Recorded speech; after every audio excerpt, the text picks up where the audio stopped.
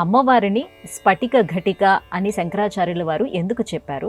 దీని వెనకాల ఉన్న అంతరార్థం ఏమిటి? సౌందర్య లహరి అనేటువంటి అద్భుతమైనటువంటి గ్రంథం జీవితంలో అందరూ చదవవలసినటువంటిది.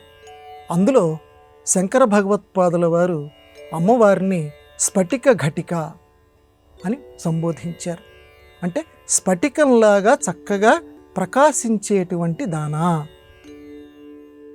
సూర్యుడిలాగా ప్రకాశించేదానా, చంద్రుడిలాగా ప్రకాశించేదానా, ఇట్లాంటి పదాలు వాడచ్చు కదా.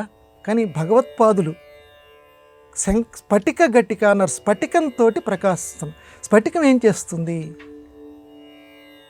ఏ రంగునైనా సరే తనలో ఇంచి ప్రసారం చేయగలదు. ఒక స్ఫటికం గనక ఏ వస్తువు దగ్గర పెడితే ఆ వస్తువు చక్కగా మనకు విస్పష్టంగా కనపడుతుంది. అంటే ఒక తెలుపు తెర లాంటిది. ఆ తెలుపు తెర మీద ఏ రకమైన రంగు వేసినా మనకు స్పష్టంగా ఎలా కనపడుతుందో స్ఫటికంలో కూడా ఏ రంగైనా కూడా చక్కగా అందులో ప్రతిఫలిస్తుంది. అమ్మ కూడా, ఆ అమ్మలగన్న అమ్మ కూడా చక్కగా దేన్నైనా సరే తనలో నిక్షిప్తం చేసుకుంటుంది. దేన్నైనా సరే అవసరమైతే ప్రదర్శింప చేయగలుగుతుంది. ఆంగ్ల పరిభాషలో విబ్జిఆర్ అంటుంటారు చూడండి. వైలెట్, ఇండిగో ఇలా చెప్పుకుంటూ అన్ని రంగులు, ఈ అన్ని రంగులు దేంట్లో నుంచి పుట్టాయి అని ఒక విచికిత్స చేశారు. చేస్తే తెలుపులో నుంచి పుట్టాయి. తెలుపులో నుంచి మిగతా అన్ని రంగులు పుట్టాయి. తెలుపులో నుంచి మిగతా అన్ని రంగులు పుట్టాయి కాబట్టి, అంటే తెలుపు అనేటువంటిది ఒక రంగు కింద చాలామంది చెప్పరు. అన్నింటినీ తనలో మిశ్రితం చేసుకొని ఉంటుంది అది. కాబట్టి అన్ని రంగులు, ఈ ప్రపంచంలో ఉన్నటువంటి 84 లక్షల జీవరాశుల యొక్క ఏదైతే ఉన్నటువంటి ప్రాకృతిక ధర్మాలు ఏవైతే ఉన్నాయో వాటన్నింటికీ నేనే కారణము అని చెప్పటానికి ఆ తెలుపు రంగుని అమ్మవారు కలిగి ఉంటుంది. స్ఫటిక ఘటిక. అదొక్కటేనా? అమ్మవారు అరుణాం కరుణాతరంగితాక్షీం అని అమ్మని ప్రార్థన చేస్తాం మనం.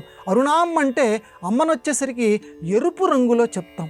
ఇక్కడ తెలుపు రంగులో నుంచి బాగా మొట్టమొదట బయటికి వచ్చినటువంటి రంగు ఏదంటే భాష్యకారులు చెప్పారు, తెలుపులో నుంచి మొట్టమొదట ఎరుపు బయటికి కనపడుతుందయ్యా.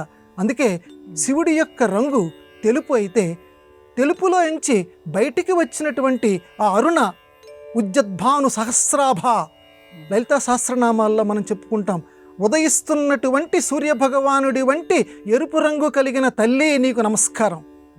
కాబట్టి ఆ తెలుపులో నుంచి ఎరుపు బయటికి వస్తుంది. ఆ ఎరుపు రంగు కలిగిందికే, ఎరుపేమో శక్తికి ప్రతీక, స్పందింపచేసేటువంటిది. కాబట్టి శివశక్త్యైక రూపిణి అమ్మవారు. కాబట్టి ఆ స్ఫటిక ఇక్కడ తెలుపు ఎరుపు.